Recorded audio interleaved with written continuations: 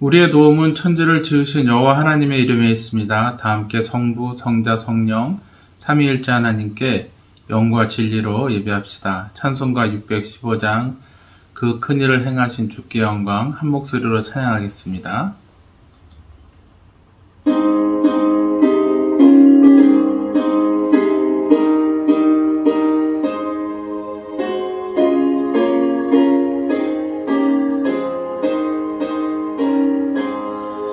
그 큰 일을 행하신 주께 영광 이 세상을 사랑해 주오셨네 우리 죄를 위하여 죽으시사 저 영원한 생명문 여시었네 우리 주 높이세 귀한 말씀 듣고 우리 주 높이세 모두 기뻐하며 주 예수님이 미워 하나님께 그 행하신 그 역사 찬양하세 그 큰 일을 행하신 하나님께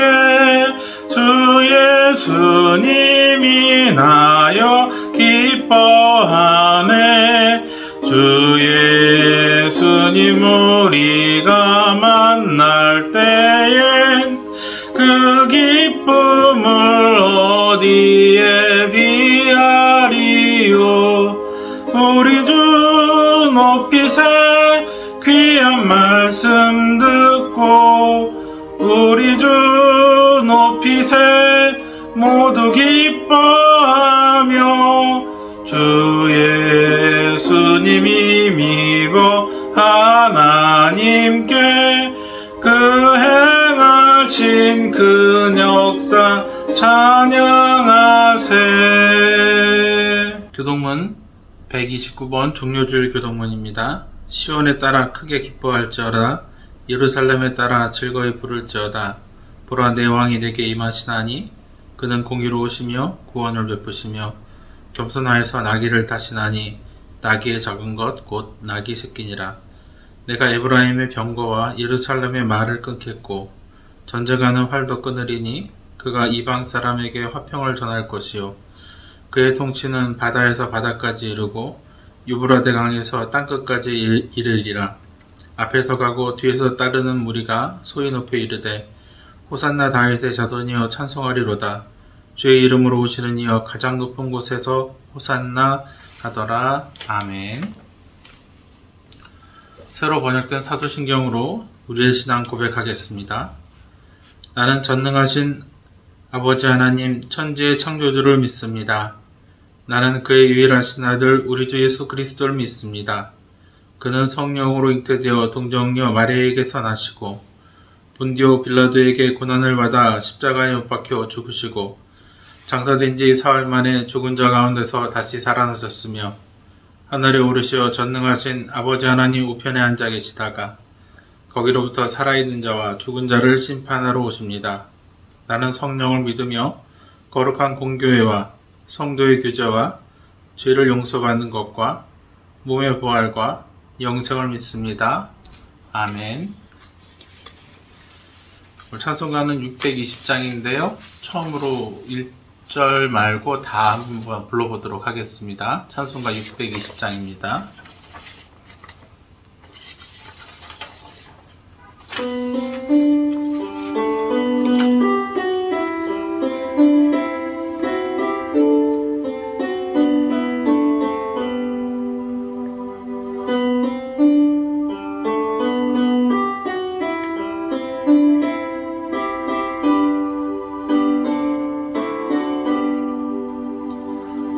여기에 모인 우리 주의 은총 받은 자여라 주께서 이 자리에 함께 계심을 아노라 언제나 주님만을 찬양하며 따라가리니 시험을 당할 때도 함께 계심을 믿노라. 이 믿음 더욱 굳세라. 주가 지켜주신다. 어두운 맘에도 주의 밝은 빛 인도하여 주신다. 주님이 뜻하신 일 헤아리기 어렵더라도 언제나 주 뜻 안에 내가 있음을 아노라. 사랑과 말씀들이 나를 더욱 새롭게 하니 때로는 넘어져도 최후 승리를 믿노라. 이 믿음 더욱 굳세라. 주가 지켜주신다. 어두운 맘에도 주의 밝은 빛 인도하여 주신다. 여기에 모인 우리 사랑받는 주의 자녀라. 주께서 뜻하신 마 우릴 통해 펼치신다. 고통과 슬픔 중에 더욱 주님 의지하오니 어려움 이겨내고 주님 더욱 찬양하라. 이 믿음 더욱 굳세라. 주가 지켜주신다. 어두운 맘에도 주의 밝은 빛 인도하여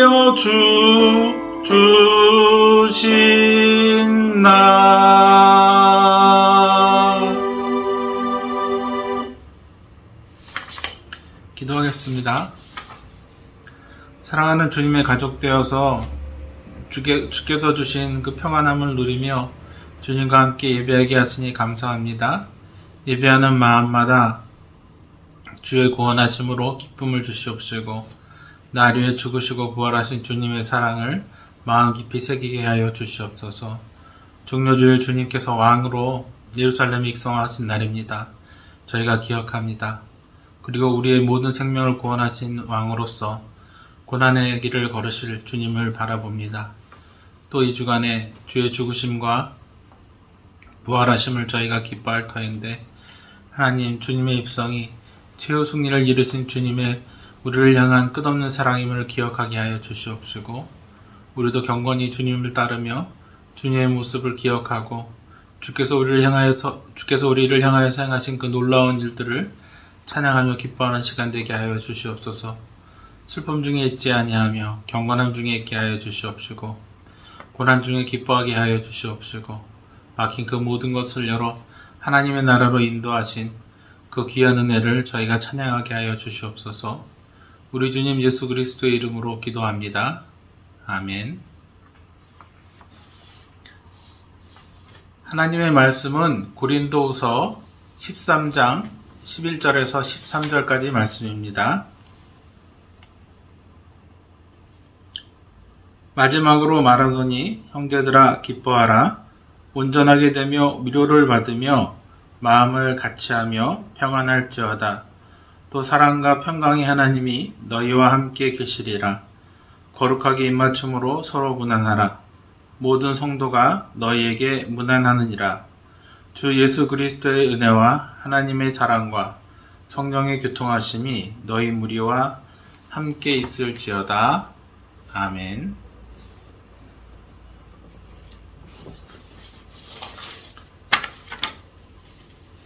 우체국에 가보신 지 오래되셨죠? 요즘은 우체국에 갈 일이 없습니다. 이전에는 편지라는 수단이 중요한 통신수단이었고, 급하면 전보를 치고, 시골에서 제일 중요한 은행 업무는 우체국에서 우편물을 배달하시는 우편 배달원분들이 도와주시기도 하셨습니다. 온 동네 여기저기에 빨간 우체통이 달려 있었지만 이제는 우체통 찾아보는 것도 힘든 일입니다. 그래서 제가 좋아했던 유치원 시인의 행복이란 시는 요즘 젊은이들에게는 더 이상 공감이 가지 않는 것 같습니다. 그래도 한번 읽어보겠습니다. 행복, 유치원, 사랑하는 것은 사랑을 받는 이보다 행복하나니라. 오늘도 나는 에메랄드빛 하늘이 환히 내려다보는 우체국 창문 옆에 와서 너에게 편지를 쓴다. 행기를 향한 문으로 숱한 사람들이 제각기 한 가지씩 생각에 독한 얼굴로 와선 총총히 우표를 사고 전보지를 받고 먼 고향으로 또는 그리운 사람께로 슬프고 즐겁고 다정한 사연들을 보내나니 세상의 고달픈 바람 곁에 시달리고 나부끼어 더욱더 의지 삼고 피어 헝클어진 인정의 꽃밭에서 너와 나의 애틋한 연분도 한망울 연연한 진홍빛 양귀비 꽃인지도 모른다. 사랑하는 것은 사랑을 받는 이보다 행복하나니라. 오늘도 나는 너에게 편지를 쓰다니 그리운이여 그러면 안녕. 설령 이것이 이 세상 마지막 인사가 될지라도 사랑하였으므로 나는 진적 행복하였네라. 시인의 마음은 사랑이 어디에 있는지 전해지기를 바라고 있습니다. 사람의 마음도 이런데 우리를 사랑하시는 하나님의 마음은 어떨까요? 어렸을 적 배운 찬송가에는 저 높은 우주에 천국을 만들고 주 믿는 자들 오라네 라는 가사가 있었습니다. 그때는 천국이 우주 저 멀리에 있는 줄 알았습니다. 그리고 그 먼 곳에서 예수님께서 우리를 구원하시려고 우리가 죽으면 그 천국으로 가고 이런 생각들을 했었습니다. 그래서 예수님은 우리를 너무나 사랑하셔서 그 먼 길을 오셨다는 생각 때문에 늘 감사했죠. 찬송가 가사에는 또 천국이 항상 죽어야 가는 멀고 먼 것이라고 쓰여져 있었던 것 같아요. 그러나 막상 살면서 그 가사들을 다시 보니 누구는 먼저 간다고 장담할 수 없고 또 천국에 있다고 해서 우리가 교제를 못하는 것도 아니고 그런 곳이더라고요. 나이가 먹으면서 보니 하루하루 매일 더 가까이 가는 것은 알겠는데 또 이제 지나온 시간보다 천국에 갈 시간이 더욱더 짧으리라는 생각도 드는데 그리 멀지 않은 곳에서 또 우리가 죽음이라는 문턱을 건너지 않으면 갈 수 없는 곳에서 아니면 주님이 다시 오시지 않으면 만날 수 없는 그곳에서 주님은 최선을 다하여서 우리에게 사랑의 소식을 전해주셨다는 것에 감사할 따름입니다. 그리고 하나님의 나라는 저 멀리 있는 것뿐만 아니라 늘 우리 가까이 있다는 것도 이미 내가 그 나라의 백성이라는 것도 알게 됩니다. 그 나라의 백성들은 이 땅에서 교회라는 믿음의 가족을 이루고 살고 있기에 우리도 천국 백성으로서 또 하나님의 믿음의 가족으로서 함께 살고 있죠. 이렇게 함께 사는 하나님의 나라지만 죄는 하나님 나라의 상징이었던 에덴 동산을 파고든 사탄의 유혹에 틈타서 균열을 일으키기도 합니다. 하나님께서 창조하신 에덴 동산은 온 세상에 하나의 본이 되어야 했는데 그곳에서 사탄이 파고들어서 그곳의 성도들 아담과 하와를 이간질하였고 하나님과 틈나게 한 것처럼 교회 안에도 그런 무리들이 항상 있어서 하나님의 나라를 깨뜨리고 부수려고 하기 때문입니다. 초대교회를 말할 때 최고의 말썽꾼들이 모여있는 곳으로 여겨졌던 고린도 교회는 사실 이런 면에서 보면은 모든 교회가 겪고 있는 어려움을 보여주는 것일 뿐 뭐 최고의 말썽꾸러기 교회였다 이렇게 얘기할 수는 없는 것 같아요. 그리고 꽤 치열했던 분쟁이 고린도 교회에서 바울과 그 이단들과 또 그 중간에서 고통을 겪었던 성도들 사이에서 있었던 그것을 알게 되죠. 그리고 바울은 이 고린도 전서 후서의 제일 마지막 말미에 글을 적고 있습니다. 마지막으로 말하노니 형제들아 기뻐하라. 온전하게 되며 위로를 받으며 마음을 같이하며 평안할지어다. 또 사랑과 평강의 하나님이 너희와 함께 계시리라. 거룩하게 입맞춤으로 서로 원한하라. 이렇게 얘기해요. 바울은 모든 분쟁에 대한 소식이 오가는 치열한 과정에서 마지막에 무엇보다 위로와 격려의 말씀을 더하기를 원했습니다. 그가 먼저 당부하는 것은 먼저 기뻐하라는 것인데 이것은 명령문으로 되어 있습니다. 기뻐야 기뻐하는 것이 아니라 이미 있는 기쁨도 있으니 기뻐하라는 것입니다. 세상에 어떤 것도 비길 수 없는 구원의 기쁨이 이 기쁨의 원인입니다. 세상에 긍정적인 사고를 가지고 살아야 된다라는 가르침이 아니에요. 세상에 그런 말들도 있더라고요. 기뻐서 웃는 게 아니라 웃으니까 기쁜 거다라고요. 근데 우리는 그렇지 않아요. 분명히 기뻐해야 될 일이 있습니다. 그것은 우리가 구원받은 소망과 구원의 기쁨이 있기 때문입니다. 이 기쁨은 세상의 어떤 것과도 비교할 수 없는 것이기 때문에 바울은 기뻐할 수 있다고 얘기합니다. 만약 이 기쁨이 세상의 다른 어떤 고통도 이길 수 없는 힘이라면은 그것은 가짜일 것입니다. 그러나 우리를 구원하신 하나님이 주신 이 기쁨은 세상의 그 어떤 고통과 괴로움도 이겨낼 만한 기쁨임이 분명하기 때문입니다. 주님만 생각해도 내 마음이 좋거든이란 찬송가의 가사처럼 모든 것, 그것이 우리 주님이 되실 때 우리는 기뻐할 수 있습니다. 그러니 주님이 우리 삶의 중심이 된다면 우리는 얼마든지 기뻐할 수 있는 것입니다. 심지어 주님께서 주신 이 기쁨을 우리가 묵상할 만한 것이 이 고난주간에 우리가 이겨내야 될 것입니다. 오늘은 종려주일이고 내일부터 고난주간이 시작되고요. 그리고 이 주일이 다 해서 다음 주 첫날, 그러니까 안식 후 첫날이 되는 다음 주 주일에는 우리는 부활절에 기쁨을 맛보게 될 것입니다. 바라기는 함께 모여 예배할 수 있으면 좋겠지만 이번 부활절은 함께 하실 수 없을 것 같기도 하여서 마음이 조금 답답합니다. 그래도 우리는 기뻐할 것이 있습니다. 주님께서 우리를 구원하셨기 때문입니다. 구원의 메시지를 받고 회개하였으므로 천국의 소망을 가졌기 때문에 우리는 기뻐합니다. 그 기쁨을 잊지 말라고 명령하고 소중하게 간직하고 온전하게 되고 위로와 또 위로받는 말로 인해서 우리가 기뻐해야 되는 것은 성도의 삶의 원리지요. 그리고 구원의 한마음으로 서로 분쟁하지 말고 평안해야 합니다. 구원은 하나님과의 화평을 이루고 이웃과의 화평의 시작입니다. 그러니 주님을 기억하고 죄와 분쟁과 분열이 아니라 화평의 증거자가 되어야 하는 것입니다. 바울은 거룩한 입맞춤으로 무난할 것을 요구하는데 이것은 당시의 인사법으로 그들이 서로를 대할 때 주님을 만나 구원받기 전에 혹은 믿음을 떠났을 때 행하던 욕심과 속셈을 버리고 거룩하신 주님의 백성이 됨을 보이라고 말하는 것입니다. 바울은 안부와 문안의 진실한 규제가 있어야 된다는 것을 알고 있고 그것 말고는 서로를 향한 인사에 아무것도 끼어들어서는 안 된다고 말하고 있기 때문입니다. 그 주고받는 문안 인사에 중요한 것은 거룩한 것, 주님의 명령대로 거룩한 것이어야 합니다. 여러분, 거룩한 것은 깨끗한 것이기 때문에 속셈이 있어서는 안 돼요. 우리가 서로를 만날 때마다 이 인간이 왜 나를 불렀을까? 이런 마음만 든다면 어떨까요?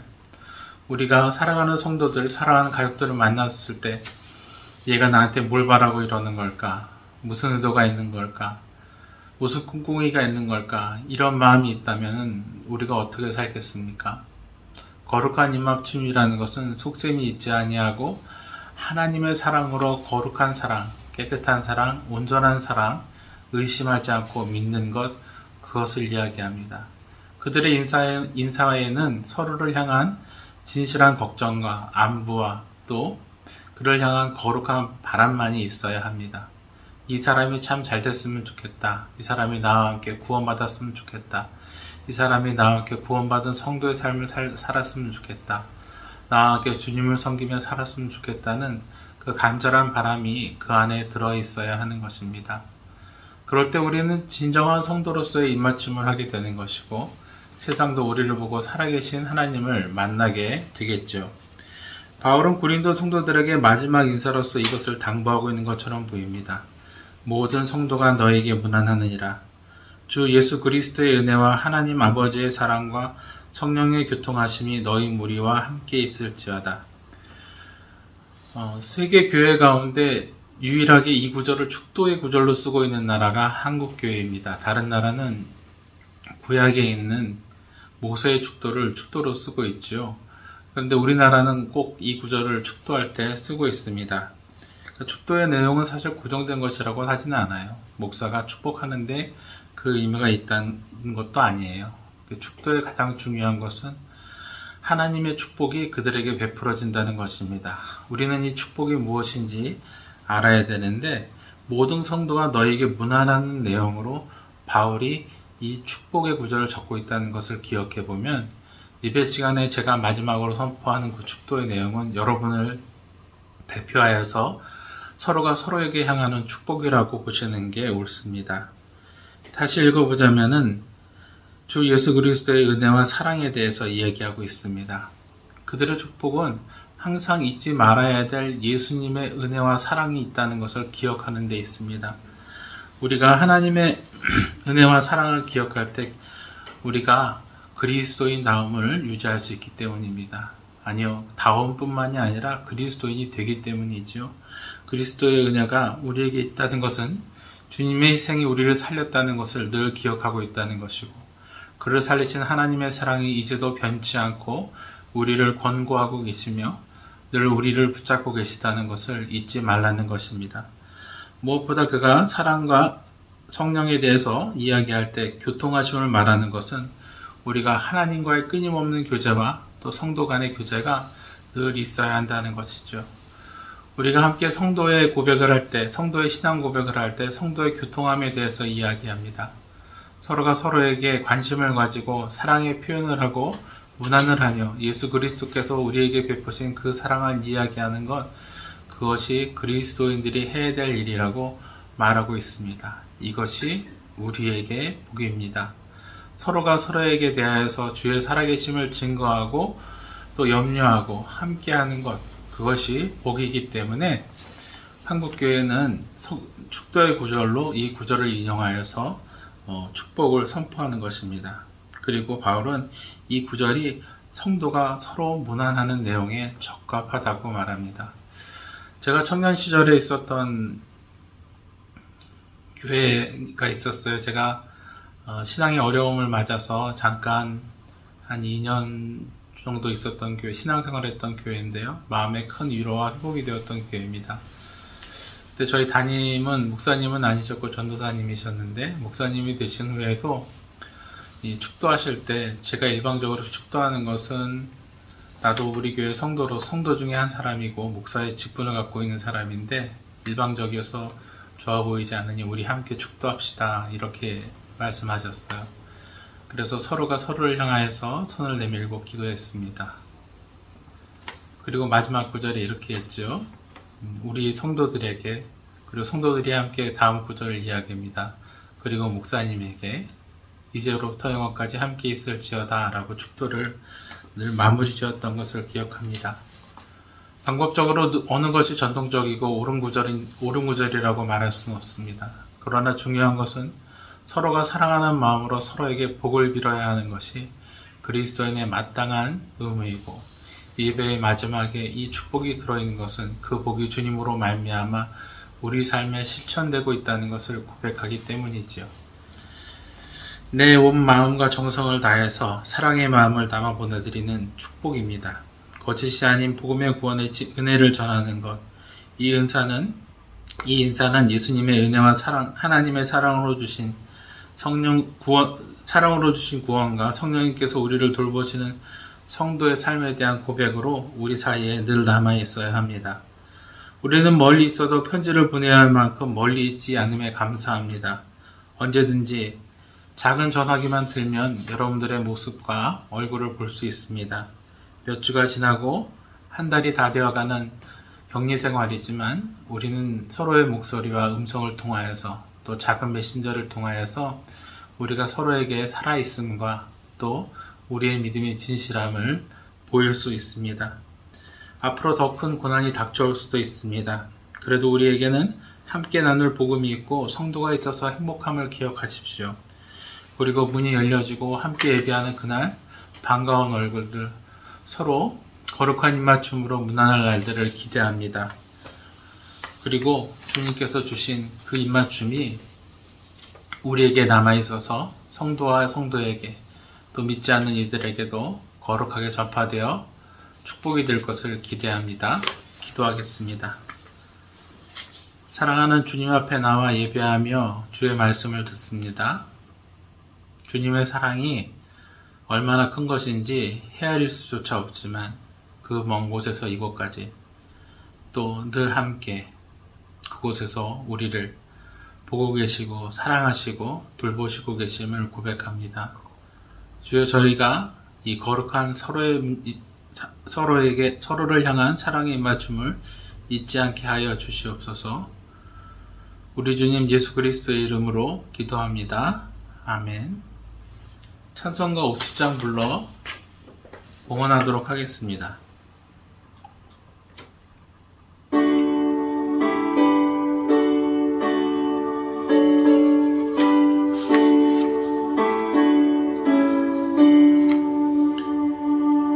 내게 있는 모든 것을 아낌없이 드리네. 사랑하고 의지하며 주만 따라 살리라. 주께 드리네. 주께 드리네. 사랑하는 구주 앞에 모두 드리네. 내게 있는 모든 것을 겸손하게 드리네. 세상 욕심 멀리하니 나를 받아 주소서. 주께 드리네. 주께 드리네. 사랑하는 구주 앞에 모두 드리네. 내게 있는 모든 것을 주를 위해 드리네. 주의 성령 충만하게 내게 내려 주소서. 주께 드리네. 주께 드리네.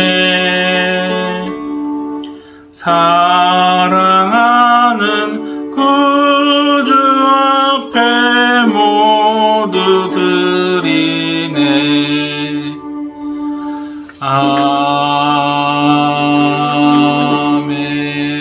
아멘. 봉기도 드리겠습니다. 사랑하는 주님께 주께서 우리를 위해 베푸신 그것보다 더 큰 것을 드릴 수 없음을 안타까워하고 더 큰 기쁨이 없음을 인하여 기뻐하며 그보다 더 큰 사랑이 없음을 인하여서 감사함으로 주님께 드립니다. 주여, 저희에게 드림이 있으니 감사함이며 드릴 것이 있어 풍족히 하신 주님의 은혜가 있으니 또한 감사함입니다. 저희가 이 감사함을 잊지 않게 하여 주시옵시고 이 고난주간에 나를 위하여서 그 모든 것을 던져 우리를 구원하신 주님의 사랑을 기억하며 우리가 전부를 받았음을 감사하며 살게 하여 주시옵소서. 또한 드릴 것이 있으므로 저희가 기뻐하며 공개하게 하여 주시옵시고 섬김의 도를 보여 주께서 우리를 위하여서 어떻게 희생하셨는지를 기억하게 하여 주시옵소서. 우리 주님 예수 그리스도의 이름으로 기도합니다. 아멘. 교회 소식 알려드리겠습니다. 이번 주일은 종료주일입니다. 주님께서 고난당하시려고 예루살렘 성으로 입성하신 것을 기억하는 주일입니다. 그리고 이 고난주간 끝에 다음 주가 이제 부활주일인데요. 워낙이나 함께 예배했으면 좋겠지만은 당분간은 그럴 것 같지 않습니다. 그래도 부활의 기쁨이 우리에게 사그러지는 것이 아니니 다음 주 우리 부활주일 우리를 살리시기 위해서 그 구원의 약속을 이루어 가신 주님께 감사하며 살도록 합시다. 찬송가 620장 1절 함께 부르신 후에 축도함으로 오늘 종료주일 예배 마치도록 하겠습니다.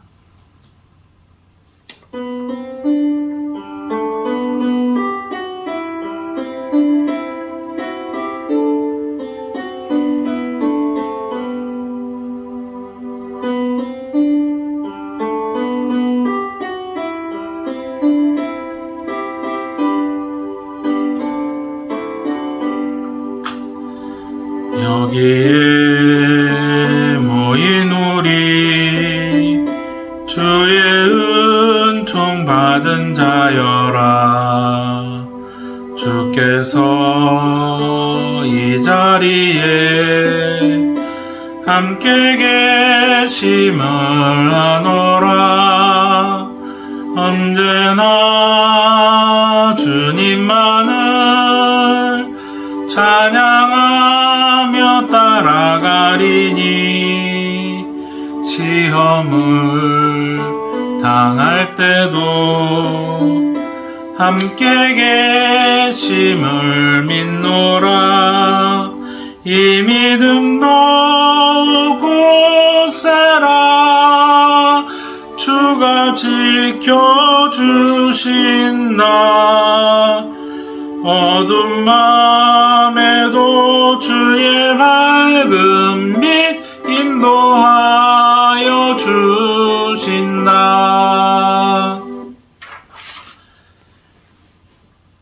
지금은 우리 주 예수 그리스도의 은혜와 하나님 아버지의 크신 사랑과 성령님의 교통하심이 주를 사랑하며 주의 기쁨을 묵상하며 서로에게 주의 문안으로 입맞춤하는 주님의 성도들 머리 위에 이제로부터 영원까지 함께 했을지어다. 아멘.